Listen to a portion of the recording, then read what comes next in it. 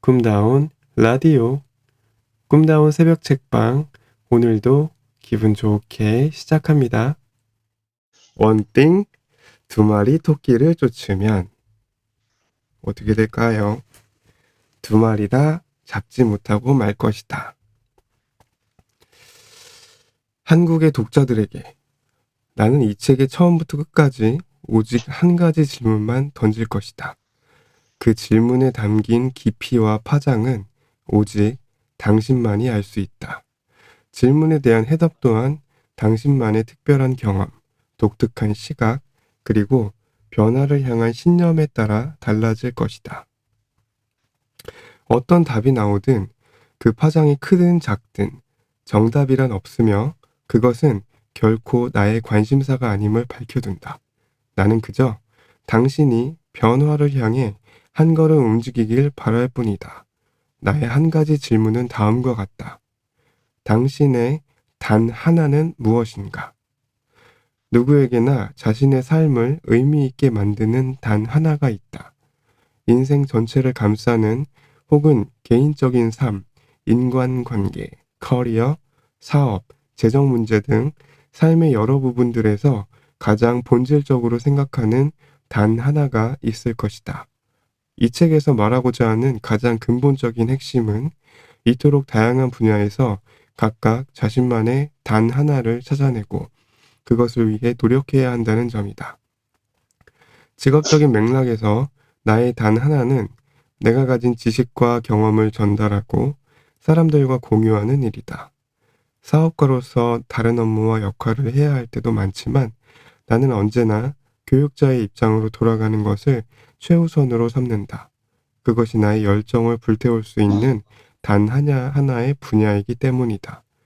지금까지 1대1 코칭이나 수많은 강연을 통해서 그리고 넓은 세상을 더 작게 만들어주는 기술을 통해 전 세계의 다양한 사람들과 소통했던 경험은 내가 누릴 수 있는 유일한 특권이자 크나큰 영광이었다.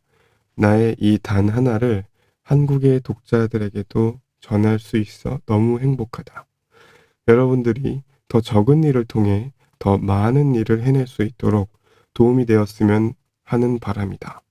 자신의 초점을 더욱 좁힐 수 있는 통찰을 얻고 각자가 원하는 탁월한 성과를 이루어내길 바란다. 여러분 각자의 목소리가 자유롭게 울려 퍼지기를 바라며 이제 남은 건 전진뿐이다.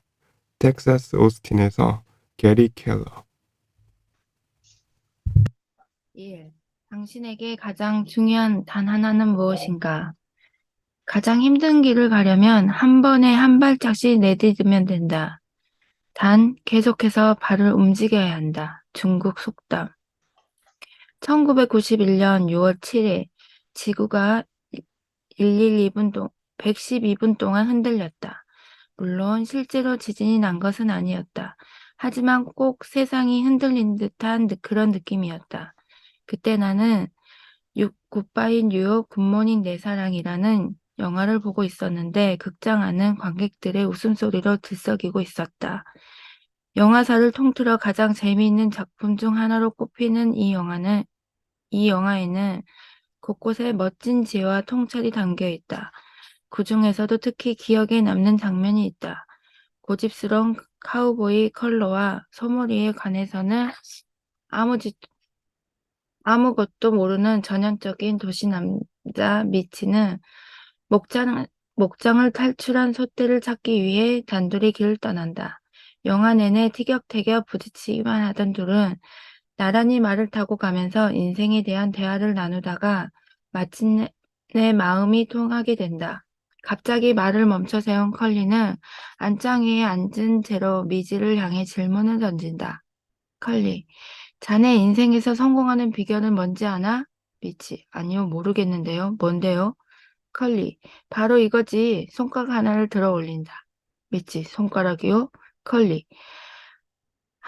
단 하나, 그 하나만 끈질기게 해 나가면 다른 모든 일은 아무 의미가 없어지거든.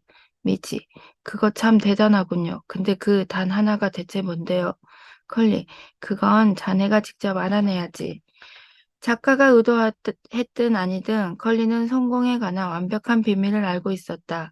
그것은 단 하나만이 자신이 원하는 것을 얻을 수 있는 최고의 방법이라는 것이다.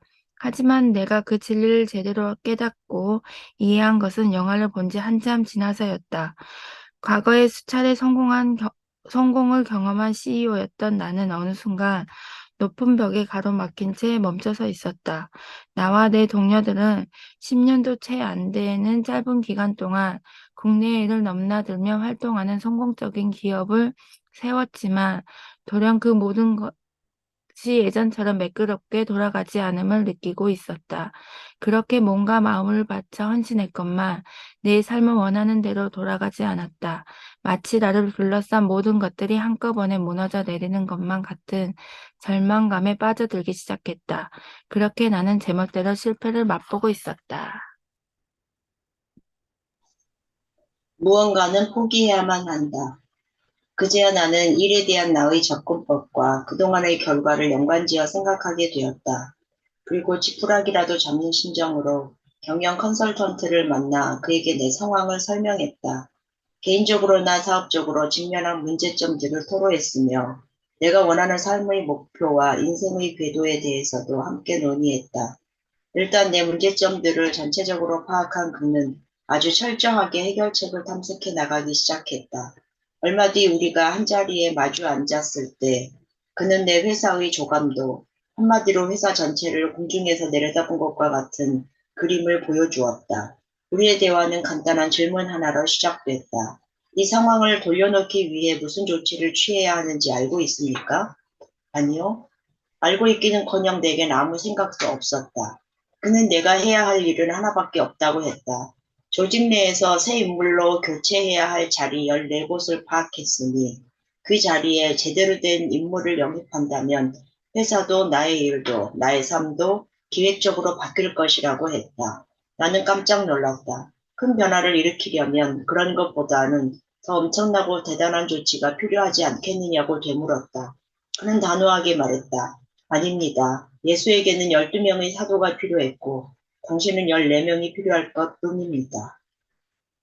내 삶이 크게 바뀌는 순간이었다. 그렇게 작은 변화로 회사가 엄청나게 달라질 수 있으리라고는 생각해 본 적이 없었다. 그리고 내가 생각만큼 나의 목표, 내가 해야 할 일에 집중하고 있지 않았다는 사실도 분명하게 알 수 있었다. 컨설턴트와 상의하면서 그 시점에서 내가 할 수 있는 가장 중요한 일은 다른 그 무엇이 아니라 바로 적합한 14명의 사람들을 찾는 것이었다. 그래서 나는 그날의 만남 이후 엄청난 결정을 내렸다. 바로 나를 해고한 것이다. 그렇게 나는 CEO의 자리에서 물러난 뒤 14명의 사람을 찾는 일에만 집중했다. 그러자 이번에는 정말로 지구가 흔들렸다. 우리 회사가 3년도 안 되어 연성장률 40%를 달성하더니 거의 10년 가까이 그 추세가 이어진 것이다. 미국의 한 지역 업체였던 우리는 글로벌 기업들과 어깨를 나란히 하는 위치까지 올라갔다. 놀라운 성공이 이어졌고 그때 이후로 우리는 절대 뒤를 돌아보지 않았다.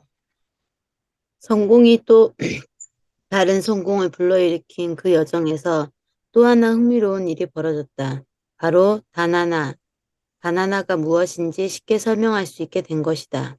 14명의 핵심 인력을 새로 뽑은 나는 그들 각자의 커리어와 업무를 개별적으로 관리하기 시작했다.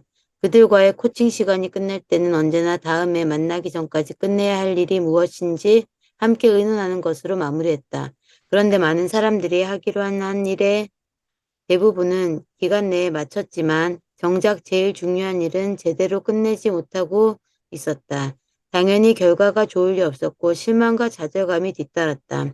나는 그들을 돕는 차원에서 해야 할 일의 가지수를 줄이기 시작했다.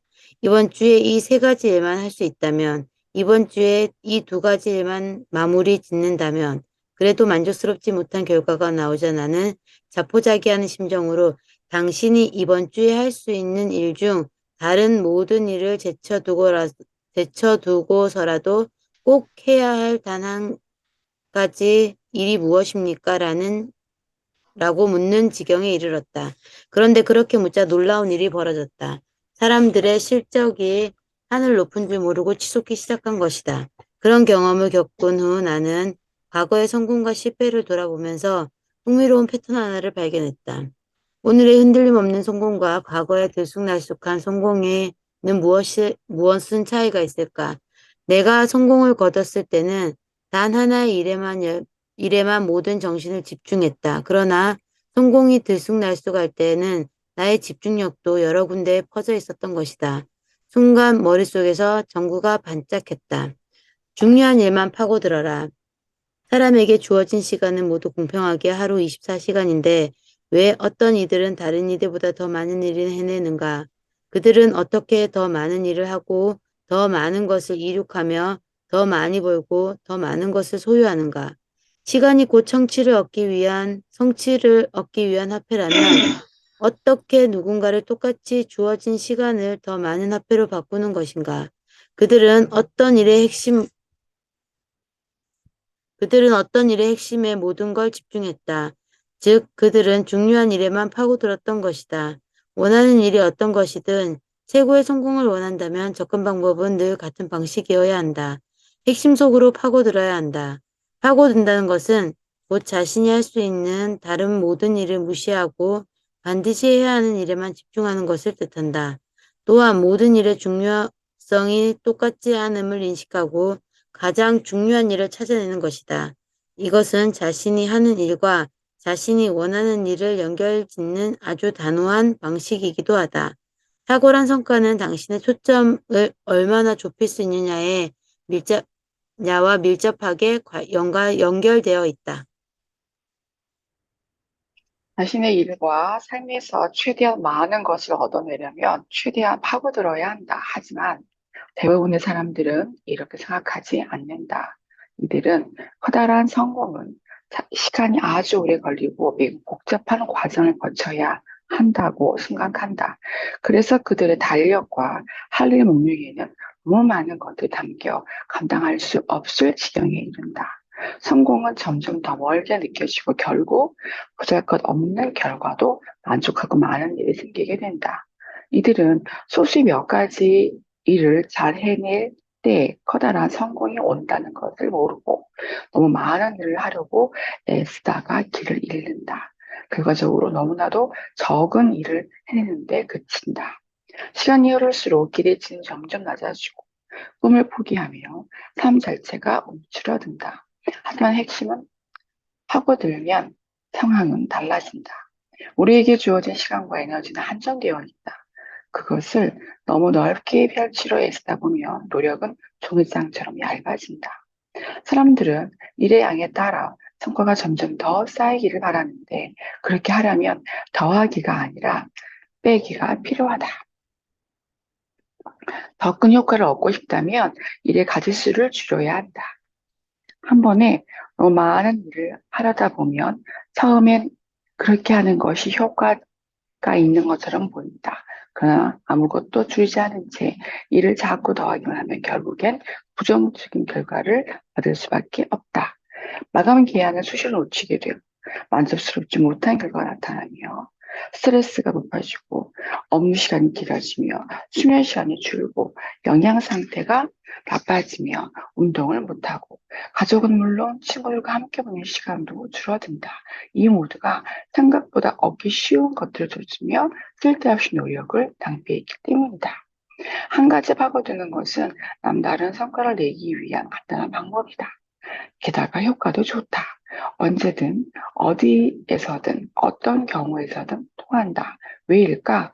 단 하나의 목적의식, 궁극적으로 본인이 원하는 곳까지 도달한다는 단 하나의 목표만을 갖게 하기 때문이다. 핵심을 파고들게 되면 단 하나만을 바라보게 된다.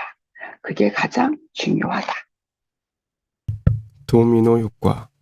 모든 위대한 변화는 차례로 쓰러지는 도미노처럼 시작된다.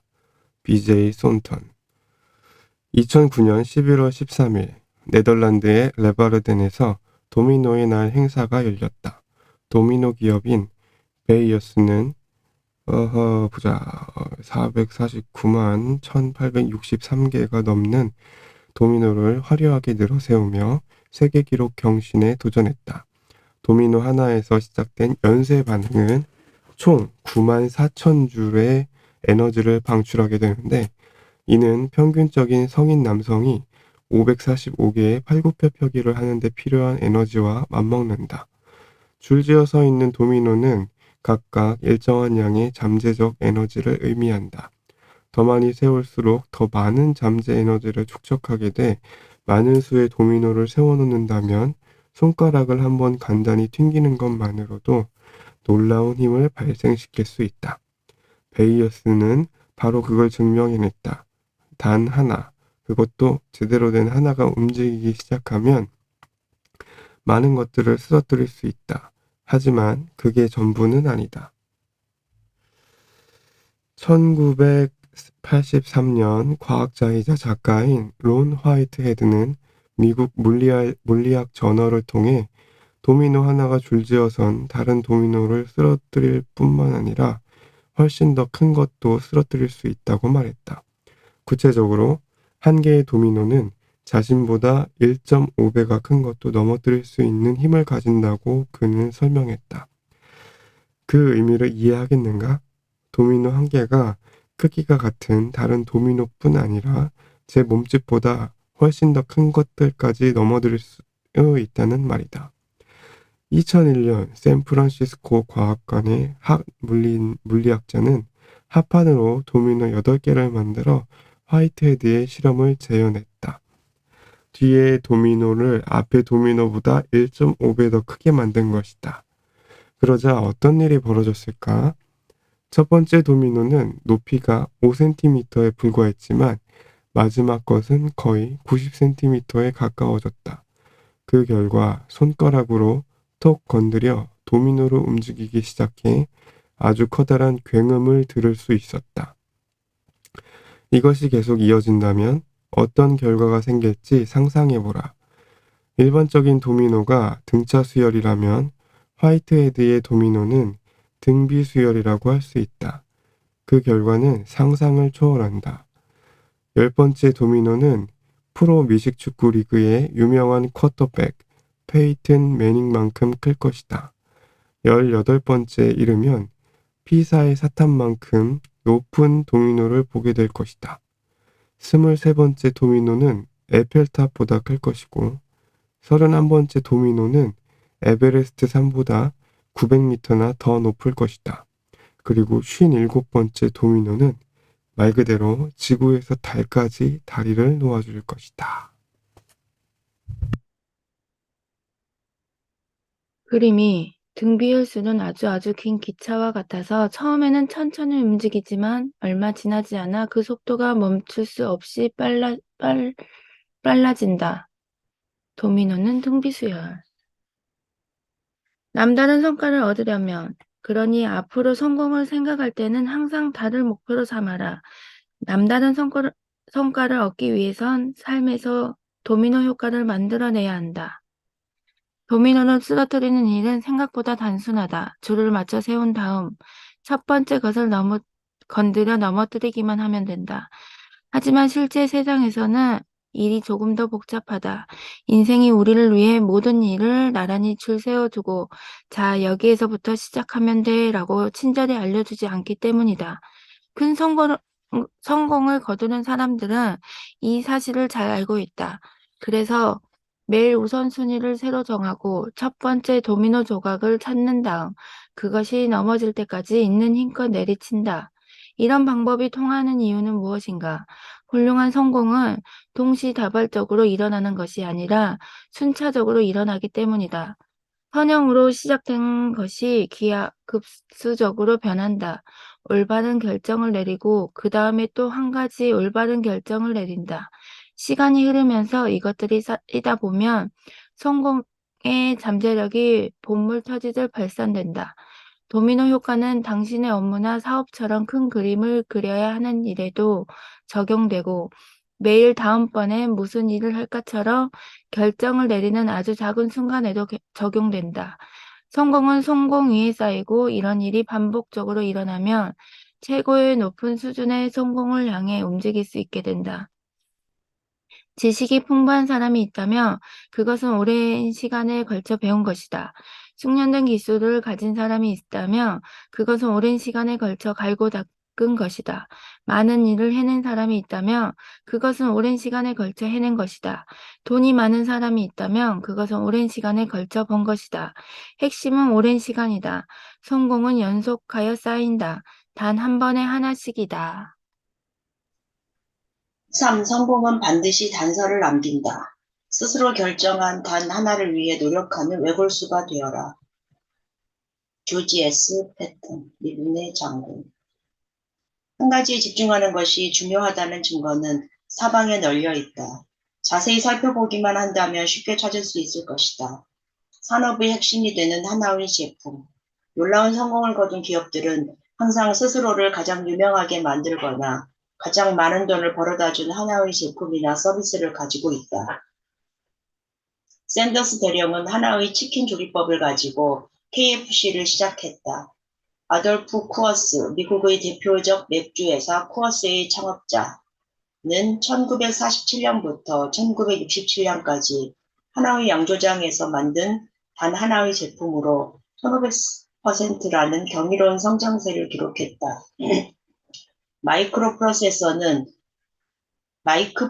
마이크로프로세서는 인텔의 이익 중 대부분을 차지한다. 그리고 스타벅스는 어떤가? 말하지 않아도 알리라 생각한다. 단 하나의 힘을 통해 남다른 성과를 이끌어낸 기업은 수도 없이 많다. 때로는 기업이 만드는 상품이나 제공하는 서비스가 그대로 팔리기도 하지만 때로는 그렇지 않을 때도 있다. 구글을 예로 들어보자. 그들이 가진 단 하나는 검색이고 그것은 그들의 핵심 수입원인 광고를 가능케 한다. 스타워즈는 어떤가? 스타워즈가 가진 단 하나는 영화인가 아니면 관련 상품인가? 관련 상품이라고 답했다면 맞을 수도 있고 틀릴 수도 있다. 스타워즈가 지금까지 캐릭터 완구를 통해 벌어들인 수입은 약 100억 달러에 달하지만 총 6편의 영화로 벌어들인 수입은 그의 절반에도 못 미치는 43억 달러에 불과하다. 그러나 내가 생각하기에 그들이 가진 단 하나는 영화다. 왜냐하면 그렇게 큰 돈을 벌어다 준 완구나 관련 상품은 애초에 영화가 없었다면 만들어질 수 없었기 때문이다. 답이 언제나 뚜렷하게 보이는 것은 아니지만 그렇다고 해서 단 하나를 찾는 일이 중요하지 않는 것은 아니다. 또 기술 혁신, 문화적 변화, 심화되는 경쟁 등으로 때로는 한 기업의 단 하나가 진화하거나 바뀌어야 하는 순간도 온다. 성공적인 기업들은 이를 잘 알고 있고 그래서 언제나 우리가 가진 단 하나는 무엇인가를 자문하는 일을 멈추지 않는다. 애플은 훌륭한 단 하나를 또 다른 것으로 바꾸는 동안에도 단 하나의 힘을 유지시킨 완벽한 사례다. 1998년부터 2012년까지 애플의 단 하나는 맥 컴퓨터에서 아이맥, 아이튠즈, 아이팟, 아이폰을 거쳐 아이패드로 바뀌었다. 그리고 아이패드는 벌써 제품의 생산 라인 가장 꼭대기에서 선두 자리를 노리고 있다. 새로운 황금 기기가 조명을 받는 동안에도 다른 제품들의 생산이 중단되지 않았고 세일 상품으로 전락하지도 않았다.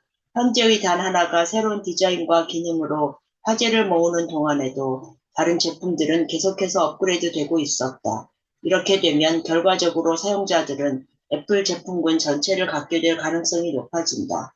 기업이 자신만의 단 하나를 갖게 되면 산업 자체를 완전히 다른 눈으로 보게 된다. 지금 당신의 회사가 가진 단 하나가 무엇인지 모르겠다면 그것을 알아내는 일이 바로 당신이 해야 할 단 하나의 일이다. 혼자 성공하는 사람은 없다. 단 하나라는 개념은 단순히 물건에만 적용되지 않는다. 이 개념을 사람에게 적용해 보면 한 사람의 힘이 얼마나 큰 차이를 만들어낼 수 있는지 알 수 있다. 월트 디즈니는 고등학교 1학년 때 시카고 예술대학교에서 야간 과정을 들으며 학교 신문사의 만화가가 되었다. 졸업 후 신문사에 들어가 만화를 그리고 싶었지만 일자리를 구할 수 없게 되자 사업가 겸 은행가였던 그의 형 로이가 윌트 디즈니를 아트 스튜디오에 취직시킨다. 그는 그곳에서 애니메이션을 배웠고 그때부터 애니메이션 만화를 그리게 됐다. 월트 디즈니의 한 사람은 바로 형인 로이였다. 월마트의 창업주인 샘 월튼에게 있어 한 사람은 첫 소매점인 벤 프랭클린 가맹점을 시작할 수 있도록 2만 달러를 빌려준 장인 롭슨이었다. 롭슨은 월튼이 첫 번째 월마트를 열었을 때 매장 확대를 위해 건물 주인에게 몰래 2만 달러를 지불하기도 했다. 알베르트 아인슈타인에게는 최초의 멘토 막스 탈무드가 있었다. 10살 먹은 아인슈타인에게 수학과 과학, 철학의 핵심 개념을 가르친 사람이 바로 그였다. 막스 탈무드는 어린 아인슈타인을 지도하는 6년 동안 일주일에 한 번씩 그의 가족들과 식사하기로 했다. 혼자의 힘으로 설 수 있는 사람은 아무도 없다.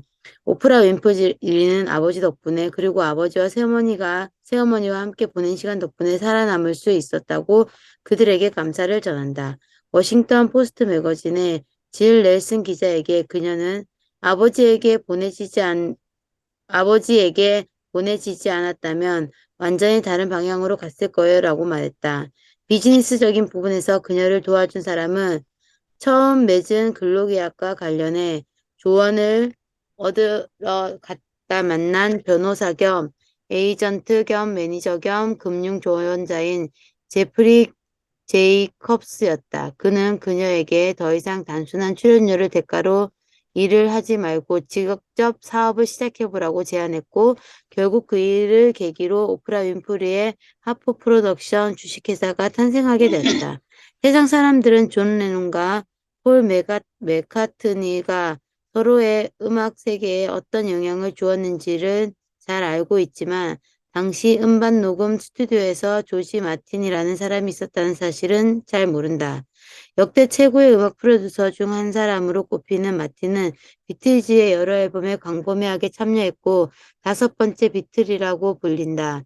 마틴의 음악적 전문성은 비틀즈가 가진 다듬어지지 않은 재능과 그들이 원했던 음악적 결과물 사이의 틈새를 채워주는 역할을 했다.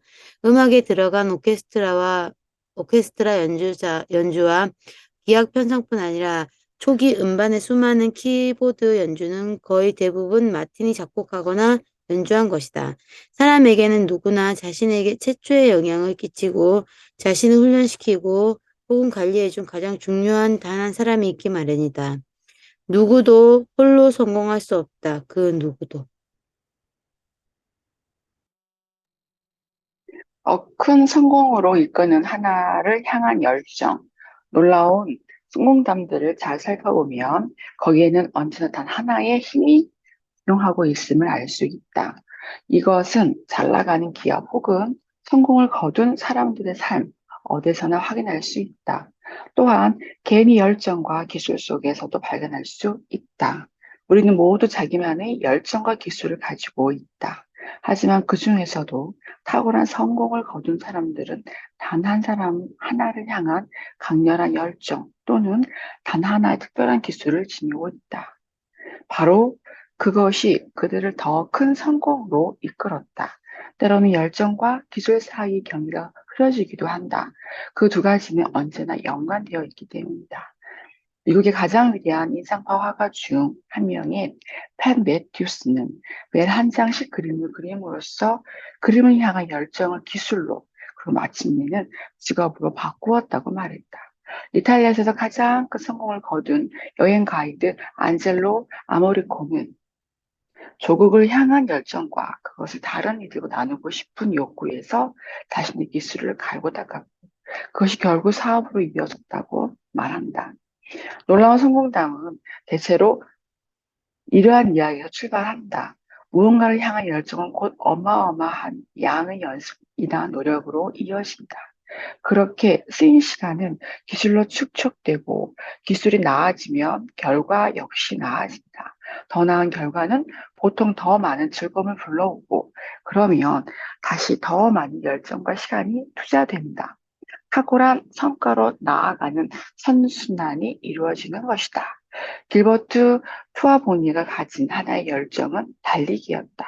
길버트는 부룬디, 아프리카 중동민주공화국의 송가에서 태어났다. 어릴 적부터 달리기를 좋아했던 그는 고등학교 1학년 때부터 부룬디 전국 육상 대회에서 400m와 800m 부분의 우승자가 되기도 했다. 그리고 그러한 그의 열정은 목숨까지 그에 주었다.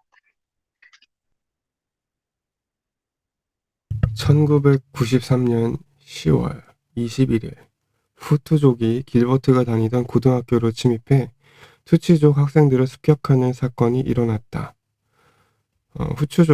후투족과 투치족은 르완다와 부룬디에 거주하는 아프리카 종족의 하나로 오랜 대립과 갈등으로 여러 차례 대규모 유혈 충돌이 발생한 바 있다.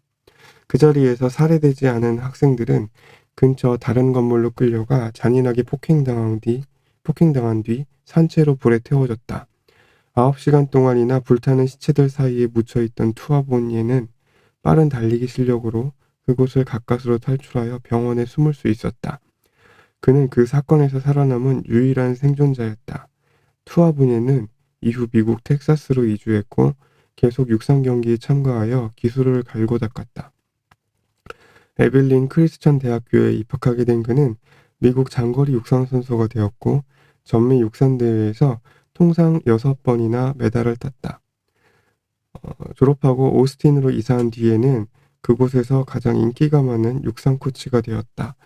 그 후 그는 부룬디의 우물을 파주는 사업을 펼치는 가젤 재단을 공동으로 창립했다. 이 재단에서 개최하는 모금 행사 중 가장 중요한 오스틴 시내에서 진행되는 달리기 행사의 이름이 무엇인지 아는가? 바로 물을 찾아 달려라 이다. 어떤가? 달리기라는 주제가 그의 인생 전체를 관통하고 있음을 느낄 수 있지 않은가? 운동선수에서 생존자로, 대학선수에서 코치로, 다시 자선단체로 달리기를 향한 길버트 투아브니의 열정은 기술이 되었고 이것은 다시 직업이 되었으며 이는 또 돕고자 하는 사람들에게는 베품의 기회를, 도움을 필요로 하는 사람들에게는 소중한 자원을 전달하게 되었다. 오스틴의 레이디 버드 호수 주변을 따라 달리는 다른 주자들에게 그가 보내는 미소는 하나의 열정이 어떻게 하나의 기술이 되고 그것이 어떻게 합쳐져 놀라운 삶의 불꽃을 지피는지 잘 보여준다. 성공한 사람들의 삶에 단 하나의 정신이 계속해서 나타나는 것은 그것이 그 누구도 부인할 수 없는 근본적인 진실이기 때문이다. 그것은 나에게도 나타났고 간절히 원한다면 당신에게도 나타날 수 있다. 단 하나를 자신의 일과 삶에 적용시키는 것은 성공을 위해 당신이 할 수 있는 가장 단순하고도 현명한 일이다. 삶을 관통하는 단 하나의 원칙. 단 하나의 원칙을 통해 훌륭한 삶을 사는 사람을 딱 한 명 꼽으라면 나는 빌 게이츠를 택하겠다. 고등학교에 다닐 당시 그의 한 가지 열정은 바로 컴퓨터였고 이것은 다시 하나의 기술인 컴퓨터 프로그래밍으로 이어졌다. 고등학교에서 그는 한 사람, 폴 앨런을 만났고 그는 빌 게이츠에게 첫 일자리를 제공한 것은 물론 후에 마이크로소프트를 창립할 때 파트너가 되어 주었다. 그리고 이 모든 일을 그들이 단 한 사람, 에드 로버츠에게 보낸 한 통의 편지에서부터 시작되었다. 에버 로버츠는 하나의 컴퓨터, 즉 알테어 8800에 필요한 컴퓨터 코드를 쓸 수 있는 하나의 기회를 줌으로써 그 둘의 인생을 완전히 바꿔놓았다. 그들에게 필요한 기회는 딱 하나였다. 마이크로소프트 역시 단 하나의 일을 통해 첫 발걸음을 떼었다. 그것은 바로 알테어 8800에 필요한 베이식 해석 프로그램을 개발하고 판매하는 것이었다. 이 모든 일의 결과로 빌 게이츠는 15년 연속으로 전 세계에서 가장 부유한 사람이 되었다. 빌 게이츠는 마이크로소프트에서 은퇴한 후 자신의 뒤를 이을 CEO로 대학교에서 만났던 단 한 사람인 스티브 발머를 선택했다. 발머는 마이크로소프트의 30번째로 채용된 직원이자 그가 고용한 최초의 관리자였다. 이야기는 여기에서 끝나지 않는다. 빌과 그의 아내인 멜린다 게이츠는 그동안 모은 재산을 세상을 좀 더 나은 곳으로 만드는 일에 쓰기로 했다. 모든 생명은 똑같은 가치를 지닌다는 신념으로 그들은 단 하나의 목적을 가진 재단을 설립했다. 바로 건강과 교육처럼 정말로 풀기 힘든 문제들을 위해 노력하는 재단이었다. 이 재단의 후원금 중 대부분은 단 하나의 프로젝트, 바로 빌과 멜린다의 글로벌 헬스 프로그램에 투자되었다. 이 야심찬 프로그램의 목표는 단 한 가지, 과학과 기술을 이용해 가난한 국가의 생명들을 구하는 일이었다. 그것을 위해 그들은 단 하나의 목표, 가장 심각한 치사율을 보이는 전염병을 근절시키는 것에 집중했다. 그리고 그들의 목표를 향해 나아가는 과정에서 자신들이 해야 할 단 한 가지 일에 초점을 맞추기로 했다. 그것은 바로 백신 개발이었다.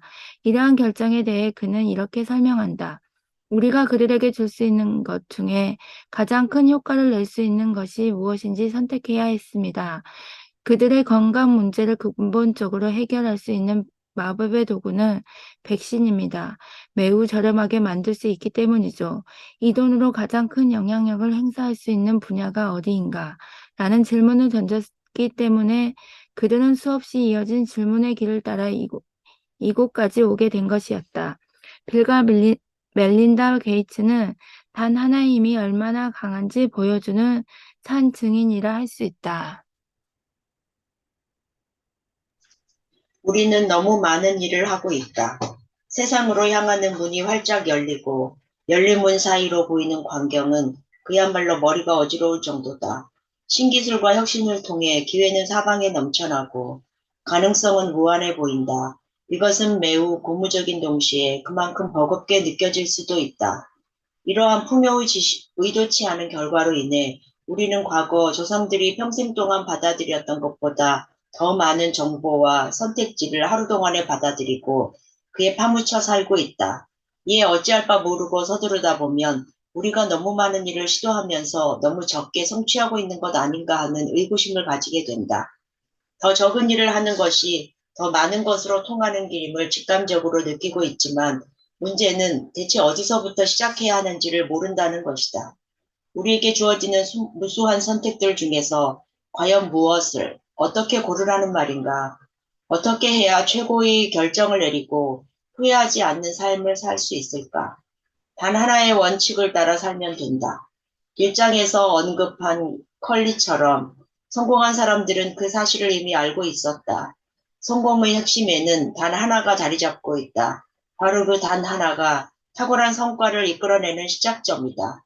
다양한 연구 결과와 현실에서의 경험을 바탕으로 한 성공을 위한 아주 단순하고 분명한 방법이다. 물론 설명하기는 쉽다. 다만 그것을 받아들이고 실행하기 어려울 뿐이다.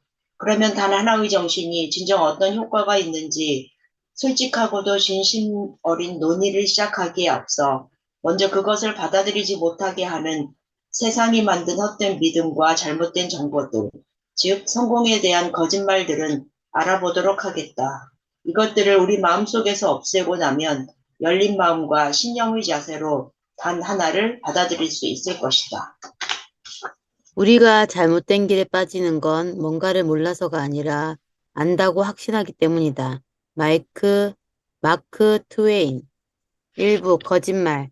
의심해봐야 할 성공에 관한 6가지 믿음. 투루시니스의 문제점. 2003년 메리엄 웹스터에서 올해의 단어를 선정하기 위해 온라인 사전의 검색 결과를 분석했다. 사람들이 인터넷으로 어떤 단어를 주로 검색하는지 알아보면 우리가 총체적으로 무슨 생각을 하는지 알 수 있을 것이고, 따라서 가장 많이 검색된 단어가 곧 해당 시대의 정신을 대변한다고 볼 수 있을 것이라는 발상에서 출발한 것이었다. 곧 첫째 단어가 뽑혔다. 이라크 침공 사태가 터진 후 모든 사람이 민주주의가 무엇인지 알고 싶어하는 것처럼 보였다. 이듬해에는 새로운 의사소통 수단을 설명하는 신조어인 블로그가 1위로 뽑혔다. 수많은 정치 스캔들이 일어났던 2005년에는 청년 결백이 1위 영예를 안았다. 그러고 나서 메리엄 웹스터는 2006년에는 새로운 시도를 감행했다. 사이트 방문자들에게 후보 단어를 추천하게 하는 올해의 단어를 투표하게 한 것이다. 정량적 문제의 적극적 피드백을 더하기 위한 시도라고 해도 좋고 그저 좋은 마케팅이라고 해도 좋다. 어쨌거나 다른 후보 단어들보다 5배나 많은 압도적인 지지를 받은 단어는 바로 사실 기반이 없는 느낌으로 믿는 진실이란 뜻의 진실을 뜻하는 신조어 투르니시스였다. 이는 코미디언 스티브 콜버트가 자신의 코미디쇼 더 콜버트 리포트의 첫 방송에서 만들어낸 말이다. 24시간 뉴스 끊임없이 불평을 해대는 라디오 토크쇼, 객관적인 편집자가 존재하지 않는 블로그에 둘러싸인 정보시대의 이 트루니시스라는 단어는 우발적이거나 심지어 의도적인 거짓도 어느 정도 진실스럽게 들리기만 한다면 우리가 진실로 받아들이는 모든 현상을 뜻한다. 문제는 우리가 옳다고 믿는 것이 전혀 옳지 않다고 판명되었을 때도 스스로의 믿음을 의심하지 않고 그 행동을 계속해서 이어간다는 점이다. 그 결과 단 하나의 정신을 받아들이기가 매우 어려워졌다. 안타깝게도 오늘날 우리는 너무 많은 사람들을 동시에 받아들이기 때문이다. 그리고 이러한 사람들은 자주 우리의 생각을 흐트리게 하고 잘못된 행동으로 이끌며 성공을 방해한다. 허상을 쫓기에 인생은 너무 짧다. 운에만 기대하기에도 인생은 너무나 소중하다. 우리가 찾는 진정한 해법은 언제나 눈에 훤히 보이는 곳에 있지만 불행히도 너무나 많은 수의 거짓에 결국 헛소리에 불과한 상식의 홍수에 가려져 잘 보이지 않는다. 혹시 상사한테 끓는 물, 응? 혹시 상사한테 끓는 물에 던져진 개구리 이야기를 들어본 적 있는가? 개구리를 끓는 물에 집어넣으면 바로 뛰쳐나오지만 미지근 물에 넣어 천천히 온도를 높이며 가만히 있다가 그대로 죽는다. 이건 거짓말이다. 아주 진실스러운 거짓말이지만 거짓이 웬 변함이 없다. 누군가에게서 생선 머리부터 썩는다 라는 말을 들어본 적이 있는가? 이것도 사실은 아니다. 근거도 출처도 없는 미심쩍은 이야기에 불과하다. 탐험가 코르테스가 아프리카 대륙에 도착한 뒤 배를 불태워 본국으로 돌아갈 수 없게 만드는 방식으로 병사들의 투지를 북돋았다는 이야기를 들어본 적이 있는가? 이 역시 사실이 아니다. 말이 아니라 기수에 돈을 걸어라. 라는 말은 기업의 경영진들을 믿으라는 슬로건처럼 예전에 쓰였다. 하지만 이 말만 믿고 돈을 걸었다가 얼마 지나지 않아 가난매기로 전락하고 말 것이다. 대체 이런 말이 어떻게 격언이 되었을까? 헛된 믿음과 거짓도 오랫동안 자주 쓰이다 보면 결국 친숙하게 느껴지고 어느 순간 진실처럼 들리기 때문이다. 그러면 사람들도 그런 바탕으로 중요한 의사결정을 내리기 시작한다. 성공 전략을 짤 때 우리가 맞닥뜨리게 되는 문제는 바로 개구리, 생선, 탐험과 기수 이야기처럼 성공은 나름의 거짓말이 존재한다는 것이다. 할 일이 너무 많아 큰일이야. 한 번에 여러 가지 일을 해서 더 빨리 끝내야겠어. 더 계획적이고 스케줄 관리를 잘한 사람이 되어야 해. 나는 왜 이렇게 의지력이 부족한 걸까? 일과 삶의 균형이 필요해. 단계에 맞는 현실적인 목표 설정이 중요해. 이런 생각을 자주 하다 보면 이것이 곧 하나의 삶을 살지 못하도록 방해하는 6가지 거짓말이 될 수 있다. 성공에 관한 잘못된 6가지 믿음. 1. 모든 일이 다 중요하다. 2. 멀티태스킹은 곧 능력이다. 3. 성공은 철저한 자기 관리에서 온다. 4. 의지만 있다면 못할 일은 없다. 5. 일과 삶의 균형이 필요하다. 6. 크게 버리는 일은 위험하다. 이 잘못된 통념은 우리 머릿속에 들어와 우리들을 엉뚱한 방향으로 몰아가는 원칙으로 잘 일수다. 우리의 잠재력을 최대한 높이려면 이런 거짓말들을 몰아낼 필요가 있다. 수고하셨습니다. 네. 네, 감사합니다. 사진 한번 네. 보죠. 이제 원띵. 원띵은 난 이거다. 준비되셨나요? 원팀. 원띵. 갑니다. 하나, 둘, 셋. 아, 감사합니다. 원띵. 아이고. 내일은 몇 시에 봬요? 내일 시간 똑같아요. 같아요? 네, 내일은 5시. 5시에 원래 할 거예요. 원래. 예, 중요한 자리. 함께 빛내주세요. 그렇죠. 2301 내일 봬요. 4. 내일 봬요. 내일 봬요. 네.